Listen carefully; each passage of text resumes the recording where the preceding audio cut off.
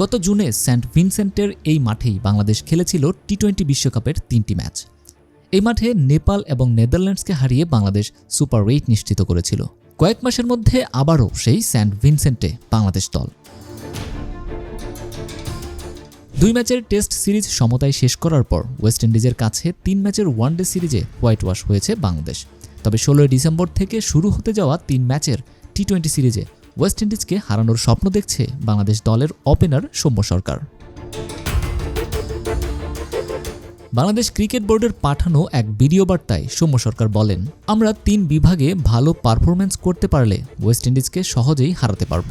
Test সিরিজের শেষ ম্যাচে জয়ে ওয়ানডে সিরিজে ভালো করার ব্যাপারে আত্মবিশ্বাসী হয়ে উঠেছিল বাংলাদেশ। তবে ওয়ানডে সিরিজে ওয়েস্ট ইন্ডিজের কাছে আত্মসমর্পণ করে টাইগাররা। তবে ওয়ানডে সিরিজে হারলেও টি-20 সিরিজে দলগত পারফরম্যান্স করতে পারলে ওয়েস্ট ইন্ডিজকে হারানো সম্ভব বলে মনে করেন সৌম্য সরকার। তিনি আরও বলেন, কোনটা বড় কিংবা ছোট দল সেটা থেকে বড় কথা হচ্ছে কোন দল 20টা ওভার ভালো খেলবে, কোনটা 40 ওভার ভালো খেলবে, সেটার জন্য অপেক্ষা করতে হবে।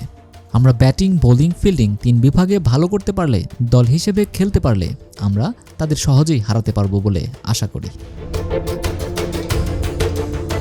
টি-20তে অন্যতম শক্তিশালী দল ওয়েস্ট ইন্ডিজ। প্রতিপক্ষকে নিয়ে না ভেবে নিজেদের খেলায় মনোযোগ দিতে চান সৌম্য সরকার। বলেন, টি-20তে ওয়েস্ট ইন্ডিজ ভালো দল, সেটা থেকে আমাদের দিকে মনোযোগ দিতে হবে।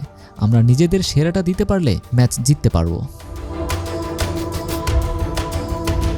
ওয়ানডেতে বোলাররা ভালো করতে না পারলেও ব্যাটারদের ভালো পারফরম্যান্সের কথা মনে করিয়ে দেন সৌম্য। একই সাথে টি-20তেও ব্যাটাররা পারফরম্যান্সের ধারাবাহিকতা অব্যাহত রাখবে বলে প্রত্যাশা করেন তিনি। নূরে আল জুবায়েদ, বাংলাদেশের খবর।